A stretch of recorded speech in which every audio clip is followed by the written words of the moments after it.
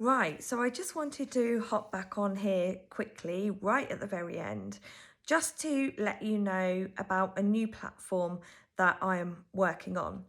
So the platform is called Mighty Networks, and it's specifically a community building platform. So it's completely different from all of the other things, the Facebooks and the Twitters and everything else. And whilst I still do have some presence on those platforms, I'm trying to work in a way that fosters better engagement with people, and more people are thinking about moving away from some of those common platforms. So I'm inside a platform called Mighty Networks, and I've set up a community, brand new community called the Emma Jane's Purposeful Living Community.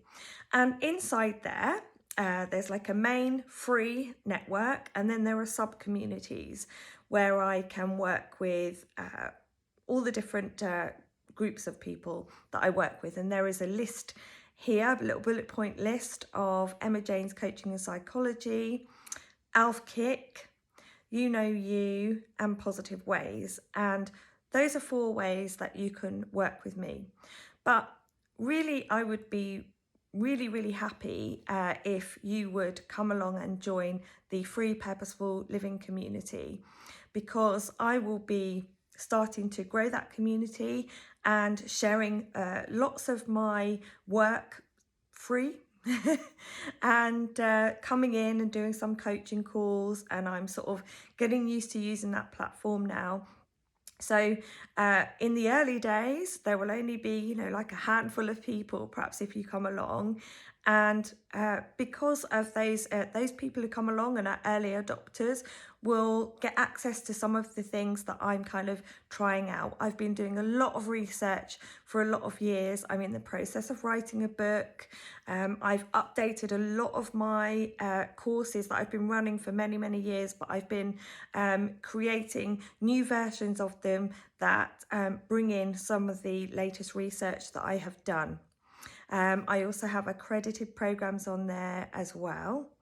But mostly I will be using that to also share my own experiences of my latest kind of vision that I'm working on, that I'm creating, sharing also bits of my story from the past, because I don't tend to do that anymore. I've had lots of big life changes that have happened over the last sort of 12 or 13 years, which, as you kind of grow more and more, and your life changes, and you deal with the difficult things that happen in life, you don't feel such a necessity to kind of keep sharing it everywhere. In my early days when I was working in NHS mental health services, and I started off being a peer worker, sharing my lived experience at that time was part of my job role.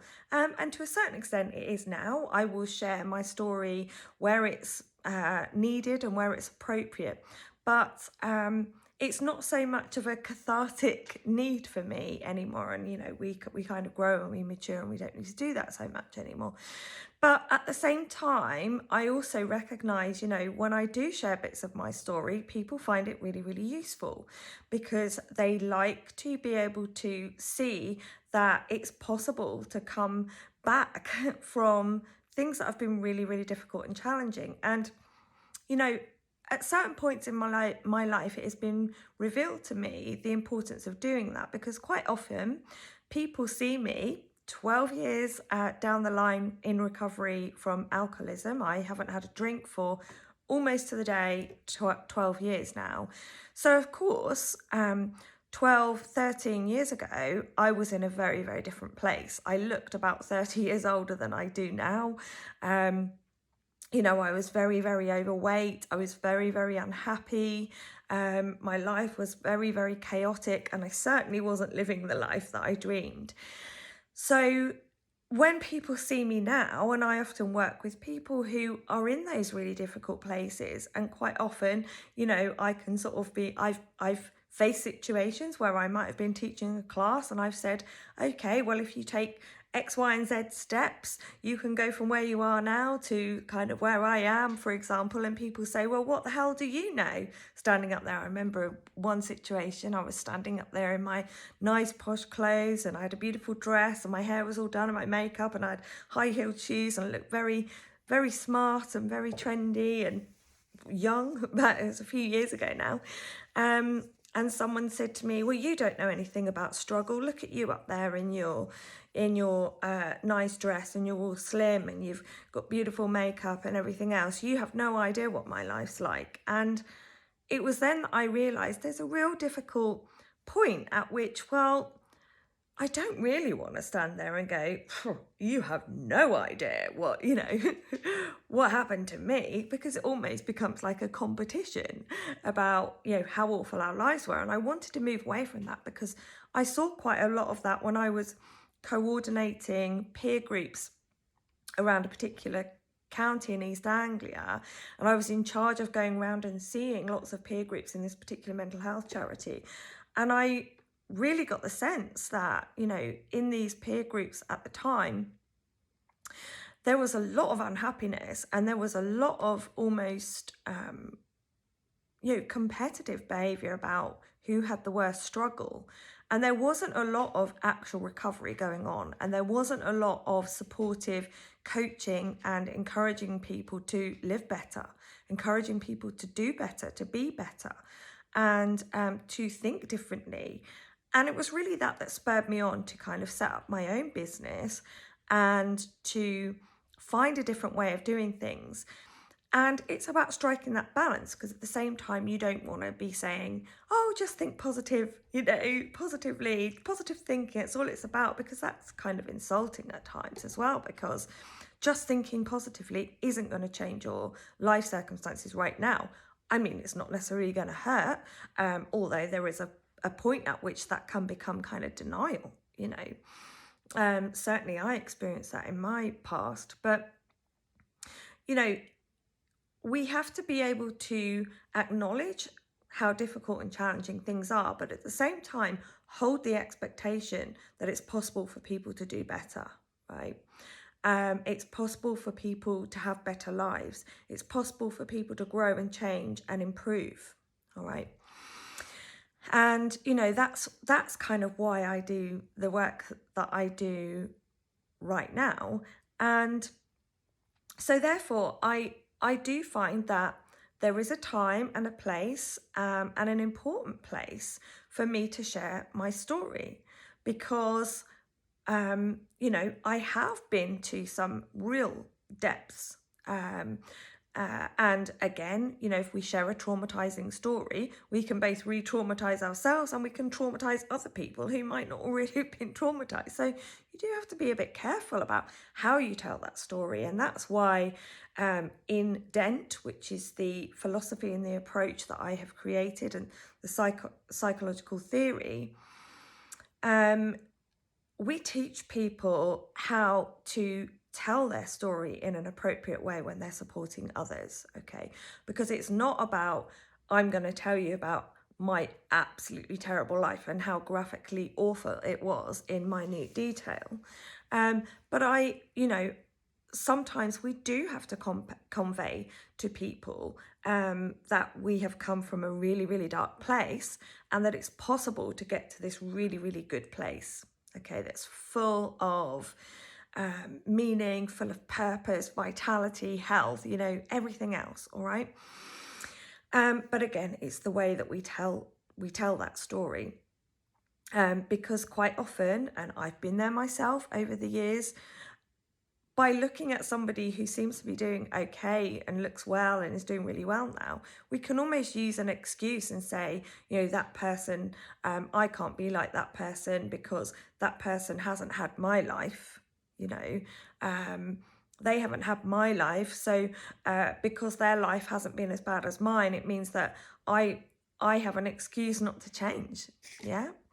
So as I say, there's a fine line there, but I have created a space where I will share parts of my story, and I have shared parts of my story, but also my continuing story, because growth is continuous, change is continuous. And I want it to be continuous. Yeah, I want to continue to strive to do better and to be better every single day. All right, I want my life to grow. I have dreams and aspirations for the future. For me, it's never going to be finished. I want to keep moving forwards, and I want to be passing those skills and those experiences and those and that hope and optimism onto other people as well. So that was a very long-winded way of me saying, you know, if you want to come along and join that free community, there's a link where it says Emma Jane's Purposeful Living Community. It's there a couple of times. And literally all you have to do is to sign up to the platform with just a email address and a password that you create. You can get to it on a PC or a laptop, but there is also an app that you can download as well. So you can access it from two different places. So please do come along. If there's something of use, you can also engage in a two-way conversation with me. It's a space where we can have a dialogue. Yeah, and I will be publishing new articles. I will be publishing bits of my book on there before anyone else sees it. If I'm running courses, you will get advance warning of that, and discounted or subsidized prices. And also I'll be beta testing some of my updated material, which means that some of my courses and programs, some of my premium courses and programs will have spaces available, a few spaces available for people to test them out for free. Okay, and some other things for very, very low prices. So that's one way that you can access me in a more direct way, have conversations, learn something, and I always learn something from you as well. And if you have aspirations to do coaching as well, we can share ideas and resources with each other, and I'm more than happy to help you along with that journey. Similarly, if you're an organisation that needs some support, for example, I've just offered to run some peer coach training for a community interest company who's just starting out and is doing similar work to what I'm doing, and they're working in a slightly different region, and I've offered to go along and deliver some training for them, literally in exchange for covering my expenses. And because I'm genuinely passionate about this work, I'm prepared to do those types of things. It's my contribution to society, to the community, and I'm very happy to have those conversations with people and organisations who are interested in doing that, because my sense is that the more people out there who are trained and committed to this work and share the level of passion that I have, the better. All right. And these are difficult times for people, and we need more people out there on the ground prepared to do that kind of work.